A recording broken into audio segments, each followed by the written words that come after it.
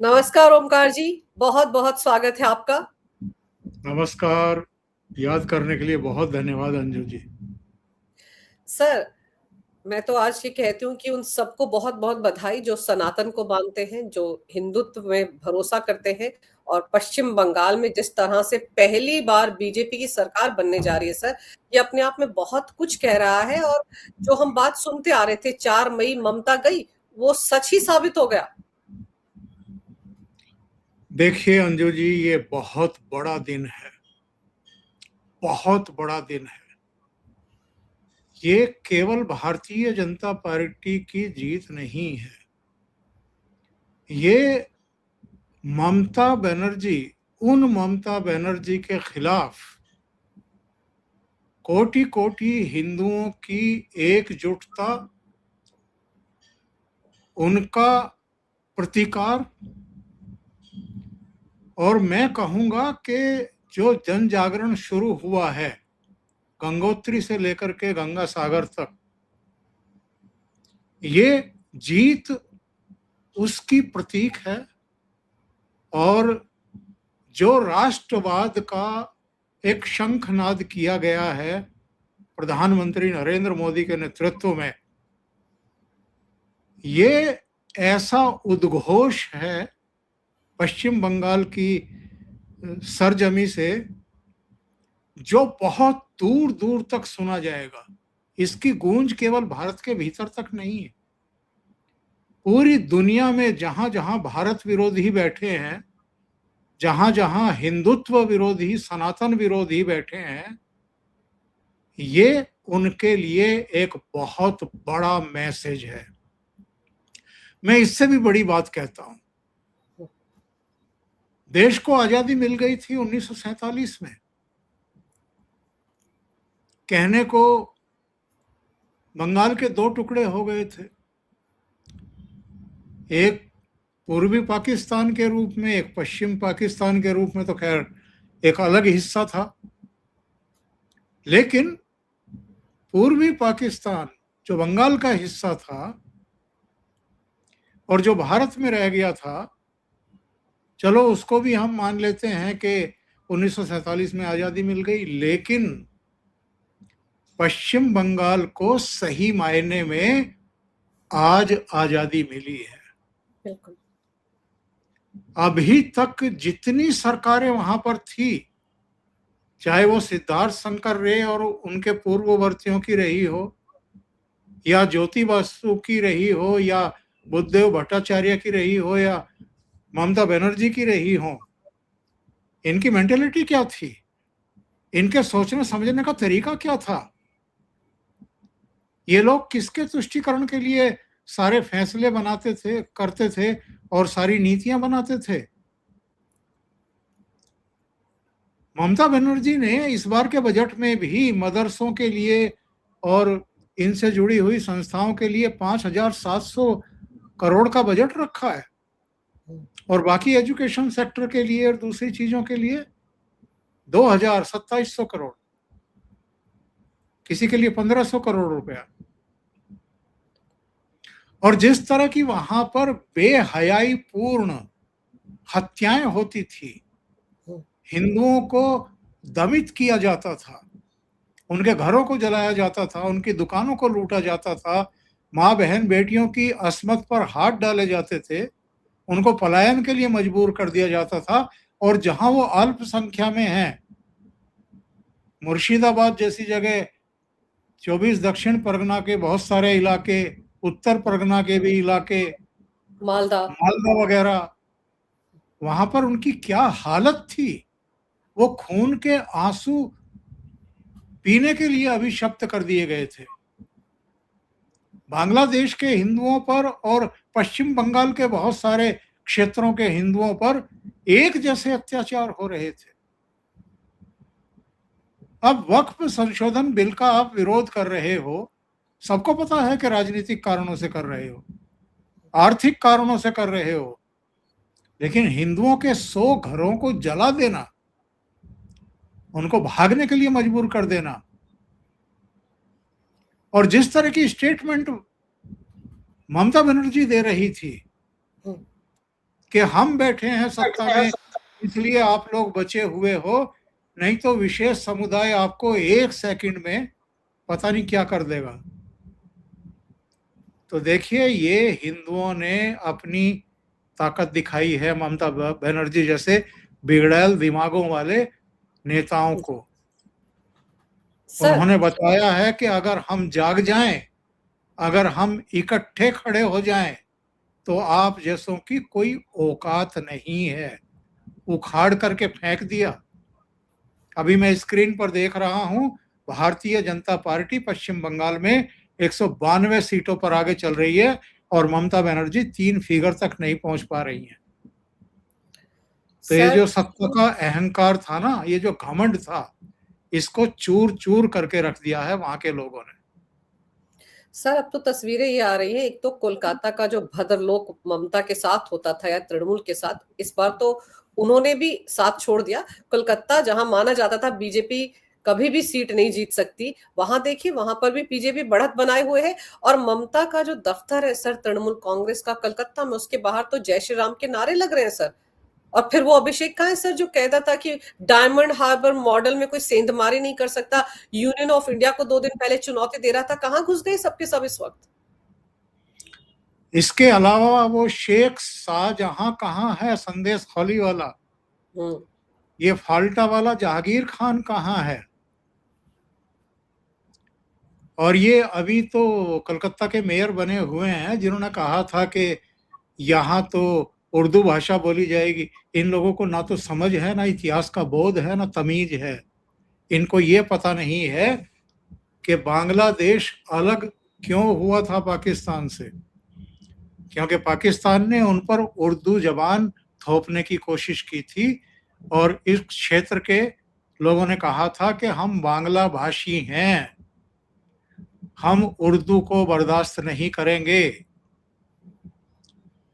तो कोलकाता हो या पश्चिम बंगाल हो, ये बांग्ला भाषी लोग हैं, इन पर आप उर्दू थोपना चाहते हैं। तो अभी तो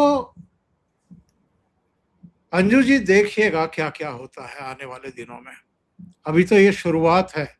आज दिल्ली से लेकर के और पश्चिम बंगाल के अलग अलग क्षेत्रों में जिस तरीके से होली मनाई गई है, गुलाल से एक दूसरे को रंगा गया है, जो जश्न का माहौल शुरू हुआ है, ये बहुत सालों दशकों का जो दमन चक्र चला रहा था उसके विरुद्ध एक प्रतिकार है। और मैंने आपके शो में ही कहा था ये बात, ये फिर मैं अंडरलाइन करके बताता हूं कि जिस तरीके से गुजरात में भारतीय जनता पार्टी को कोई डिगा नहीं पाया है, उसी तरीके से आने वाले दशकों में पश्चिम बंगाल से कोई भारतीय जनता पार्टी को नहीं हटा पाएगा। क्योंकि पश्चिम बंगाल के लोगों ने आज तक सुशासन तो देखा ही नहीं है, विकास तो देखा ही नहीं है, वहां केवल तुष्टीकरण की राजनीति चली है। अब ये सारी चीजें होंगी। सर पड़ोसी असम को देख लीजिए, तीसरी बार वहां पर भारतीय जनता पार्टी सरकार बनाने जा रही है। हिमंता कितनी लैंडस्लाइड विक्ट्री के साथ जीत रहे हैं सर, वहां पर कांग्रेस के तो परखच्चे उड़ गए। तो जैसे गुजरात आप सही कह रहे हैं, जैसे असम, अब तीसरा राज्य बंगाल बनने जा रहा है सर। अब बीजेपी को वहां से कोई डिगा नहीं पाएगा जिस तरह से जीत हुई है। पर सर अब देखिए आप ममता बनर्जी को लेकर अभी उनका एक अर्जेंट मैसेज सोशल मीडिया पर आया था कि अपने कार्यकर्ताओं से कह रही थी बिल्कुल भी काउंटिंग सेंटर ना छोड़ें, अभी तो 3-4 राउंड हुए हैं, अभी तो बहुत सारे राउंड बाकी हैं, अभी भी बाजी पलट सकती है। मतलब लोग आदमी को पॉजिटिव होना चाहिए, लेकिन ममता बनर्जी तो ओवर कॉन्फिडेंट नजर आ रही है। दिख रहा है कि वो अभी तिहाई के आंकड़े तक नहीं पहुंच पा रही, फिर भी उनको लग रहा है कि वो सरकार बना जाएंगी। सोचिए जरा। ये ईवीएम का जमाना है। आम तौर पर सुबह 11 बजे 11:30 बजे तक जो ट्रेंड होता है वो स्थापित हो चुका होता है, वो अस्थाई माना जाता है। चलो हम मान लेते हैं कि चलो 12 बजे मान लो, 12:30 बजे मान लो, 1 बजे मान लो। अब तो जब ये मैसेज दे रही हैं तो 2 भी बज चुके हैं, तब आप उम्मीद किससे लगा रही हैं? इसका मतलब ये है कि आंखों पर पट्टी बांधे हुए हैं, धृतराष्ट्र बन गई हैं। इनको समझ में नहीं आ रहा है कि सत्ता खिसक चुकी है, कुर्सी जा चुकी है। अगर नैतिकता नाम की चीज है कोई बची हुई और जमीर कोई बचा हुआ है, तो अभी जब हम और आप बात कर रहे हैं तो दोपहर बाद के 2:45 बजे हैं अंजू जी। इनको 4 बजे, 4:30 बजे तक गवर्नर हाउस जाकर के अपना इस्तीफा सौंप देना चाहिए। बिल्कुल सही, अगर थोड़ी-सी नैतिकता बची हो सर तो यही करना चाहिए, लेकिन ये ममता बनर्जी हैं। पर सर एक चीज़ और है कि जैसे ये नतीजे सामने आए पश्चिम बंगाल के, बाकी राज्यों की बात बाद में करते हैं, लेकिन आप ये देखिए ये जो जम्मू कश्मीर के मुख्यमंत्री हैं उमर अब्दुल्ला, ये क्या कहना चाह रहे थे? Bloody hell! सर ये किस तरह का मैसेज था? किसके लिए बोल रहे थे? क्या पश्चिम बंगाल के नतीजे देखकर या ट्रेंड देखकर इनको भी जोरदार झटका लगा है? नहीं, गोलमोल मैसेज क्यों दिया है? खुलकर कहें ना क्या कहना चाहते हैं, खुलकर के कहें। क्योंकि ये जो बदमाशी भरे मैसेज हैं कि 2 शब्द में आपने कोई एक सुर्रा छोड़ दिया, ये जो कट्टरपंथी हैं, हालांकि अब कोई औकात बची नहीं है, और क्यों औकात नहीं बची है ये भी मैं बताऊंगा। लेकिन पाकिस्तान के मंत्री, पाकिस्तान के विदेश मंत्रालय के प्रवक्ता इस तरह के बयान देते हैं कि जैसे भारत में मुसलमानों पर कोई बड़ा अत्याचार हो रहा है, बड़ा अन्याय हो रहा है। नहीं भाई, वोटिंग का अधिकार सबको दिया गया है, किसी को वोटिंग से नहीं रोका गया है। ना जम्मू कश्मीर में रोका गया था जब आप मुख्यमंत्री चुने गए थे, आपकी गवर्नमेंट बनी थी, किसी ने कोई दमन नहीं किया किसी का। सबके अधिकार जो है वो बहाल रखे गए हैं। और मैं क्यों कह रहा था ये बात? मैं इसलिए कह रहा था कि उमर अब्दुल्ला की याददाश्त अगर ठीक से काम नहीं कर रही है तो लोकसभा चुनाव के बाद जितने अभी तक विधानसभाओं के चुनाव हुए हैं, 11 विधानसभाओं के चुनाव हुए, 11 राज्यों के, आंखें खोल करके जरा उनके परिणाम देखें तो समझ में आएगा कि लोग अब किस दिशा में जा रहे हैं। ये मुस्लिम परस्ती, ये तुष्टीकरण की राजनीति और ये जो कट्टरपंथ सोच, आतंकवादियों को संरक्षण, अलगाववादियों को संरक्षण, ये अब इस देश में चलेगा नहीं। ये एक शंखनाद है हिंदुत्व की एकजुटता का, सनातनियों की एकजुटता का। हरियाणा देखिए क्या हुआ है, तीसरी बार भारतीय जनता पार्टी की सरकार बनी। महाराष्ट्र, और महाराष्ट्र से जब मैं शुरू हो रहा हूं तो दिमाग में रखिए वो भी एक ऐसा राज्य था जहां के मुसलमानों को ये गलतफहमी थी कि उनके वोट के बिना तो कोई सरकार ही नहीं बन सकती। इसके अलावा दिल्ली, हिंदुत्व के जागरण की वजह से ही दिल्ली में भी अरविंद केजरीवाल को जाना पड़ा और अपना भी चुनाव हारे वो। बिहार, जहां नीतीश कुमार को मुसलमानों के वोट मिलते थे, नीतीश कुमार को लगता था कि वो जिंदा रह सकते हैं अगर गोल टोपी पहन लेंगे, इफ्तार दावत में जाएंगे और मुसलमानों के वोट मिलते रहेंगे तो जनता दल यू जिंदा रहेगी। अभी हाल में जो विधानसभा चुनाव हुए थे जिनमें उनकी पार्टी को भी 85 सीटें मिली हैं, मुस्लिम वोटों की वजह से नहीं मिली हैं वो। बिल्कुल। या 89 सीटें अगर बीजेपी को मिली हैं तो वो मुस्लिमों की वजह से नहीं मिली है। और अभी पश्चिम बंगाल में भी मुस्लिमों ने एकजुट होकर के ममता बनर्जी को वोट दिया ना। कहाँ खड़ी है ममता बनर्जी टैली में, किस पायदान पर खड़ी हैं? सत्ता से बाहर जा चुकी हैं। तो ये जो उमर अब्दुल्ला जैसे लोग हैं, इनको समझ आ जानी चाहिए कि ये बहुसंख्यक हिंदुओं का, सनातनियों का ही देश है।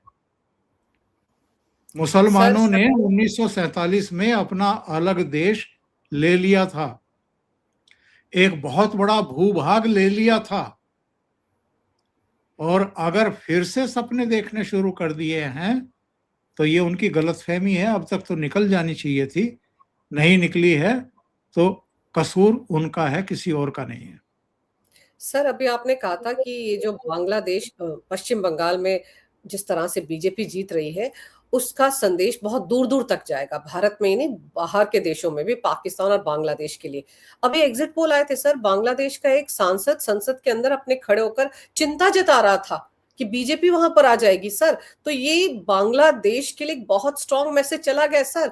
और फिर ऊपर से मुझे लगता है वो जो बॉर्डर थोड़ा-सा ममता बनर्जी ने 127 किलोमीटर फेंसिंग के बिना छोड़ दिया था, वहाँ पर नज़र रखनी चाहिए। अभी तो ये भागने के लिए वहाँ कतारों में खड़े होंगे। ये लोग बड़े ध्यान से भारतीय जनता पार्टी की टॉप लीडरशिप के भाषण सुनते हैं, इसका मतलब। अमित शाह ने क्या कहा था चुनाव प्रचार के दौरान? उन्होंने कहा था कि हमारी टॉप प्रायोरिटी होगी घुसपैठियों को चिन्हित करना, उनकी पहचान करना, उनको गिरफ्तार करना, उनको कानून की गिरफ्त में लेना और उनको डिपोर्ट करना। जहां से वो आए हैं उनको वापस भेजेंगे, ये हमारी टॉप प्रायोरिटी में होगा। यही बात, यही मुहिम असम में चल रही है। अंजू जी, आप जानती हैं कि हिमंता ने वहां कितना बड़ा काम किया है, और यही मुहिम अब पश्चिम बंगाल में शुरू होने वाली है। एक एक को ढूंढ ढूंढ करके, क्योंकि अब शासन, प्रशासन, पुलिस, खुफिया तंत्र, सब कुछ भारतीय जनता पार्टी के पास होगा। प्रचंड बहुमत मिला है, किसी की दया पर यह सरकार नहीं चलेगी। ये क्रूरता से फैसले लेगी, राष्ट्र हित में और जनहित में फैसले लेगी, बंगाल के हित में फैसले लेगी। और जितने घुसपैठियों को यहां अतीत में सरकारी डॉक्यूमेंट उपलब्ध करा दिए गए, जमीनें उपलब्ध करा दी गई, घर खरीदा उन्होंने तो घर उपलब्ध करा दिया गया, नौकरियां दे दी गई, रोजगार दे दिए गए, उन सब की पहचान होगी, उन सबको वापस भेजा जाएगा। इसीलिए बांग्लादेश की पार्लियामेंट में खड़े होकर के वो आंसू बहा रहे थे। उनको पता है कि ये जो फेंसिंग का काम अधूरा पड़ा हुआ है, ये भी अब पूरा होने वाला है। जो काम ममता बनर्जी लटकाए हुए थी, क्योंकि उन्हीं घुसपैठियों की बदौलत तो वो बार बार चुनाव जीत रही थी, तो उनका काम चल रहा था। वो सत्ता की मलाई लूट खा रही थी। अब ये सारे काम होंगे, और जिस बंगाल को दरिद्र हालत में इन्होंने छोड़ा, दरिद्र ही रहने दिया गया, जहां पर पक्षपात होता था, वो सारी चीजें अब खत्म होंगी। और आप देखिएगा, वैसे तो प्रधानमंत्री नरेंद्र मोदी 13-14 से ही ये लगातार कहते रहे कि जो पूर्वी हिंदुस्तान है वो विकास की दौड़ में पिछड़ गया है, और जो जो राज्य जो जो हित से विकास की दौड़ में पिछड़ गए हैं, अगर उनको हम उनका हक दे दें, अधिकार दे दें, उनको टूल्स उपलब्ध करा दें, तो वो भी विकास की इस दौड़ में साथ हो जाएंगे, पूरे हिंदुस्तान के साथ। और फिर 2047 का जो टारगेट है भारत को विकसित राष्ट्र की पांत में खड़ा करने का, वो आसानी से हम पूरा कर पाएंगे। तो मुझे लगता है कि 7 सिस्टर्स, जिनको हम कहते हैं पूर्वोत्तर के राज्य, वो पहले से ही भारतीय जनता पार्टी और उनके सहयोगियों के पास है। अब ये एक बचा था। पश्चिम बंगाल को भी आज वहां की जनता के आशीर्वाद से भारतीय जनता पार्टी ने फतेह कर लिया है। अब कितने बचे हैं उत्तर भारत में? एक झारखंड बचा है, जहां जेएमएम की सरकार है, हिमाचल बचा है जहां कांग्रेस की सरकार है, और एक पंजाब बचा है जहां आम आदमी पार्टी की सरकार है। और जम्मू पंजाब में काम शुरू हो चुका है, वो देर सवेर वो काम पूरा हो जाएगा, नहीं तो फिर फरवरी 2022 तो आ ही रही है जब चुनाव होने वाला है। हिमाचल को आपसे बेहतर और कोई समझ नहीं सकता है। तो हिमाचल में हर 5 साल में सरकार बदल जाती है, तो वहां भी देर सवेर जब चुनाव होंगे, और बीच में भी एक संभावना बन गई थी, तो वो चीजें संभल गई थी, वरना वहां भी अब तक भारतीय जनता पार्टी की सरकार दिखाई देती। जी, आप कुछ कह रही थी। सर, मैं ये कह रही थी कि आपने जैसे आकलन किया ना, अब यहाँ बच गए हैं, बस बीजेपी आ सकती है, तो मुझे लगता है उसी खतरे को भांप कर ये उमर अब्दुल्ला ने कहा है, उनको लग रहा है अगली बार उनका नंबर भी लगने वाला है। अब ये इस तरह की मुस्लिम तुष्टिकरण की राजनीति बॉर्डर स्टेट्स में तो सर मुझे नहीं लगता कि अब चलेगी। बांग्ला पश्चिम बंगाल था, अब पंजाब में भी बदलाव की ज़रूरत है, तो अब मुझे जम्मू कश्मीर का भी नंबर लगता है, इसीलिए वो इस तरह की शब्दावली का इस्तेमाल कर रहे थे। लेकिन सर जो आपने कहा ना कि सनातनियों ने इस बार एक मुश्त होकर बीजेपी को वोट दिया। आप देखो सनातन धर्म को डेंगू मलेरिया के मच्छर कहने वालों का तमिलनाडु में क्या हाल हुआ है सर। सारे एग्जिट पोल कह रहे थे डीएमके जीत कराएगी, स्टालिन अपनी सीट पर पीछे चल रहे हैं सर। उनके बेटे का कहीं उदयनिधि का कहीं अता पता नहीं है सर। कैसे वहां के लोगों ने सबक सिखाया इन द्रविड़ियन राजनीति करने वालों को। मैं अभी वही बता रहा था। देखिए, हरियाणा जीते हैं, महाराष्ट्र जीते हैं, दिल्ली जीते हैं, बिहार जीते हैं, पश्चिम बंगाल जीते हैं, असम फिर जीत गए, पुडुचेरी वहां फिर एनडीए की सरकार बन रही है। तमिलनाडु में एआईएडीएमके के बिना सहयोग के टीवी के भी विजय भी शायद सरकार नहीं बना पाएंगे। तो अब ये जो सनातन विरोधी हैं, और कांग्रेस देख लीजिए ना, चलिए भाग्य से कह लीजिए या वहां कोई तीसरा विकल्प नहीं था और 10 साल से वहां वामपंथियों की सरकार थी, तो लोग नाराज थे उनसे, बदलना चाहते थे, तो बाय डिफॉल्ट कांग्रेस के नेतृत्व वाले यूनाइटेड मोर्चा को वहां पर बहुमत मिल रहा है। और कांग्रेस तमिलनाडु में कहाँ है, पुडुचेरी में कहाँ है, असम में कहाँ है, पश्चिम बंगाल में कहाँ है, महाराष्ट्र में किस स्थिति में है, दिल्ली में किस स्थिति में है, बिहार में क्या औकात रह गई है, 6 सीटें, जम्मू कश्मीर में केवल 6 सीटें। जिस कांग्रेस पार्टी का इतने लंबे समय तक केंद्र और राज्यों में पावर रही, सरकारें रही, आज वो किस दशा में पहुंच गई है और क्यों पहुंची हैं? इसी मुस्लिम तुष्टीकरण की वजह से और सनातन विरोध की वजह से। तो इस देश में राष्ट्रवाद का, सांस्कृतिक राष्ट्रवाद का एक ऐसा अलख जगा दिया है प्रधानमंत्री नरेंद्र मोदी ने। देखिए, मैंने आपके प्रोग्राम में ही शायद कहा था, अगर मैं सही हूं तो, जब 29 तारीख को सेकंड फेज के मत पड़ रहे थे तो प्रधानमंत्री के 2 कार्यक्रम लगे हुए थे। एक काशी विश्वनाथ मंदिर में उन्होंने विशेष पूजा अर्चना की थी, और दूसरा उन्होंने मेरठ से प्रयागराज का जो 595 किलोमीटर का गंगा एक्सप्रेसवे है हरदोई में, उसका उद्घाटन किया था, राष्ट्र को समर्पित किया था। क्या मैसेज देना चाहते थे प्रधानमंत्री नरेंद्र मोदी कोटि कोटि भारतवासियों को और विरोधियों को भी? बहुत सीधी सी मैसेज उन्होंने दी है कि जो हमारी विरासत है, जो हमारी मूल पहचान है भारतीयता की, हम उसको भी पुनर्स्थापित कर रहे हैं, पुनर्प्रतिष्ठापित कर रहे हैं। जो हमारी धरोहरें हैं उनके प्रति फिर से जो हमारी नई पीढ़ी है उसको प्रेरित कर रहे हैं, और विकास पर भी हमारी नजर है, उसके प्रति भी हम प्रतिबद्ध हैं पूरी तरीके से। और आप देखिए कि पिछले 2017 में सरकार आई थी उत्तर प्रदेश में भारतीय जनता पार्टी की, इन 9 सालों में कितने नए एक्सप्रेसवे और हाईवेज बन गए हैं, कितने नए हवाई अड्डे बन गए हैं, भगवान राम का भव्य मंदिर बन चुका है, काशी विश्वनाथ में कॉरिडोर बना है, इसके अलावा निवेश कितना आ रहा है।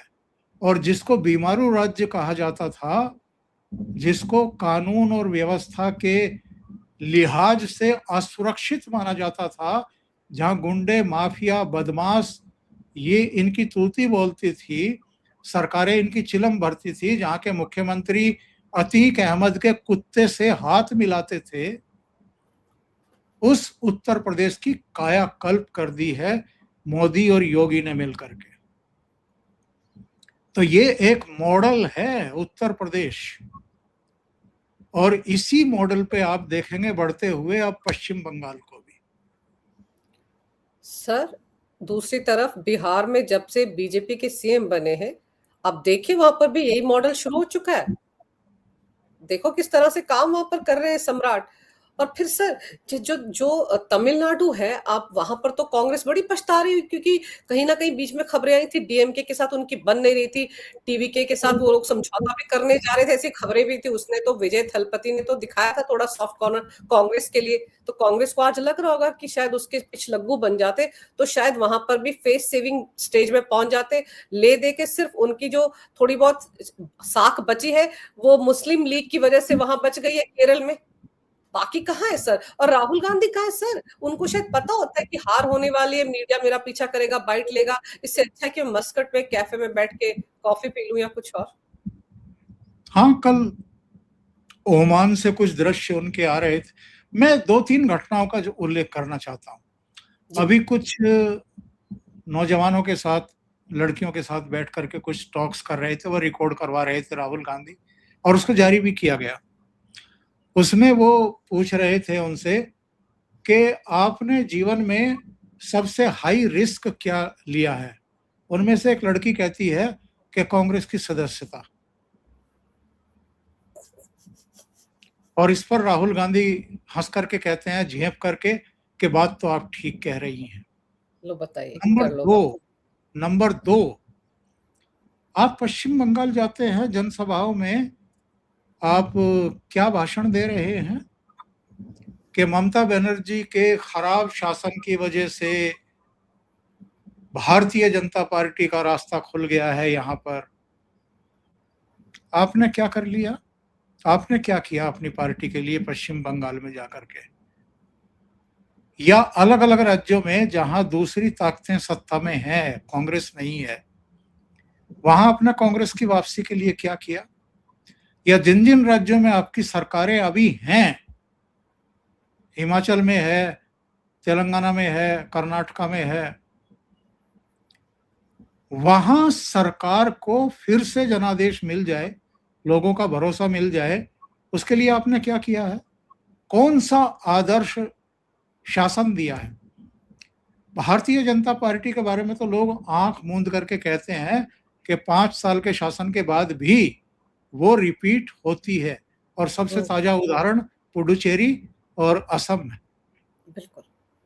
जहां पर फिर से सरकार बन रही है। लेकिन आप गारंटी देंगे क्या कि हिमाचल में आप रिपीट कर जाएंगे, या तेलंगाना में आप रिपीट कर जाएंगे, या कर्नाटका में आपकी सरकार वापस आ जाएगी? तो फिर पंजाब में क्यों नहीं आई थी? पंजाब से आप बाहर क्यों हो गए? 15 साल से आप हरियाणा की सत्ता से बाहर हैं, वहां वापसी क्यों नहीं कर पा रहे हैं?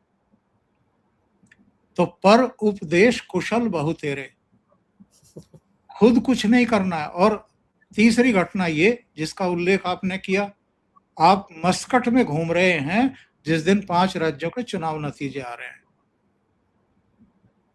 अरे कम से कम केरल में तो आ रही है ना आपकी सरकार, तो आपको दिल्ली में होना चाहिए था, या मस्कट में कैफे में बैठ करके कॉफी का आनंद लेना चाहिए। तो आप कितने सीरियस हैं? ये चर्चा कांग्रेस की हम और आप ही कर लेते हैं, या हमारे जैसे दूसरे लोग कर लेते हैं? खुद राहुल गांधी को और बाकी के लोगों को कांग्रेस के बारे में कोई चिंता नहीं है, अंजू जी। सर, आपको याद दिलाती हूँ 2 मई 2021 का राहुल का ट्वीट, जब उन्होंने ममता बनर्जी को बधाई दी थी कि बीजेपी को सत्ता में आने से ममता ने रोक लिया। तब भी उनको याद नहीं था कि वो तो नीलबटा सन्नाटा रही है उनकी पार्टी खुद। तब वो ममता को बधाई दे रहे थे, और इस बार के चुनाव प्रचार के दौरान ममता को दोष इसलिए मढ़ रहे थे कि देखिए उनकी नाकामियों की वजह से बीजेपी जीत रही है। सर, बेचारे वो उनके इकलौते वहां पर जो खड़े नजर आते हैं, अधीर रंजन चौधरी, उनके लिए भी कैंपेनिंग करने पहुंच जाते तो भी समझ में आता सर। वो बेचारे भी कहाँ, उनका भी कुछ अता पता नहीं, पिछड़ ही रहे हैं कहीं ना कहीं। तो आप सोचिए कि राहुल गांधी चाहते क्या है। और फिर सर, इसके अलावा अभी आप थोड़ी देर में देखिएगा, रोना गाना शुरू होगा कि ईवीएम जो थी वो बंगाल में खराब थी, ईवीएम जो थी वो असम में खराब थी, ईवीएम पुडुचेरी में भी खराब थी, सिर्फ ठीक थी केरलम में और तमिलनाडु में। अभी ये रायता भी फैलेगा सोशल मीडिया पर, सर अभी थोड़ी देर में रोने वाले शुरू हो जाएंगे। हाँ, लेकिन चूंकि अब ये पब्लिक का ऑलरेडी भरोसा खो चुके हैं, इसलिए इनके रोने पीटने से, बयानबाजी करने से कोई अंतर पड़ता नहीं है, पड़ भी नहीं रहा है। अब लोगों ने मन बना लिया है, खास तौर से हिंदू एकत्र हो गए हैं, और मैं तो कहूंगा कि गंगोत्री से लेकर के और गंगा सागर तक अब पूरी तरीके से भगवा की सुनामी दिखाई दे रही है। और ये बहुत बड़ा संदेश है उनके लिए जिनका जिक्र मैं शुरू में कर रहा था, जो देश के भीतर भी बैठे हैं और देश के बाहर भी बैठे हैं, जिन्होंने हिंदुओं को, सनातनियों को बहुत गालियां बकी हैं। अब उनके लिए पुनर्विचार का समय है, आत्ममंथन और आत्मचिंतन का समय है। और जो इस गलतफहमी की शिकार थी पार्टियां कि बिना मुस्लिमों के आप जीत नहीं सकते किन्हीं राज्यों में, उनके लिए 2014, 2019, 2024 के लोकसभा चुनाव, मोदी की 3 बार सरकार और अलग अलग राज्यों में भारतीय जनता पार्टी की विक्ट्री और शासन उनके लिए जवाब है। बिल्कुल सही कह रहे हैं सर, बहुत करारा जवाब है। और अखिलेश यादव को भी 2027 के नतीजे दिख गए होंगे बंगाल में, क्योंकि ममता बनर्जी के सबसे बड़े भतीजे वही बनकर घूम रहे थे। तो सर वो एक तरफ नतीजा आया है चुनाव का, बाकियों को तो मैसेज चला ही गया है। बिलबिलाएंगे अभी सबके सब, कुछ ना कुछ तो कहेंगे। ममता बनर्जी की पार्टी के लोगों ने तो अभी से चैनल्स पर कहना शुरू कर दिया, वो 27 लाख जो अधर में लटक गए थे ना वोट, जिनका ट्राइब्यूनल ने जल्दी जल्दी फैसला नहीं किया, उनकी वजह से सब कुछ हुआ। अब कोई उनसे पूछे कि वो 27 लाख क्या गारंटी थी कि भाई वो तुम्हारे ही वोटर थे, किसी और के नहीं थे, ये भी तो बताओ। लेकिन सर अभी तो शुरुआत हुई है, आप सही कह रहे हैं, अभी तो बहुत कुछ होना बाकी है।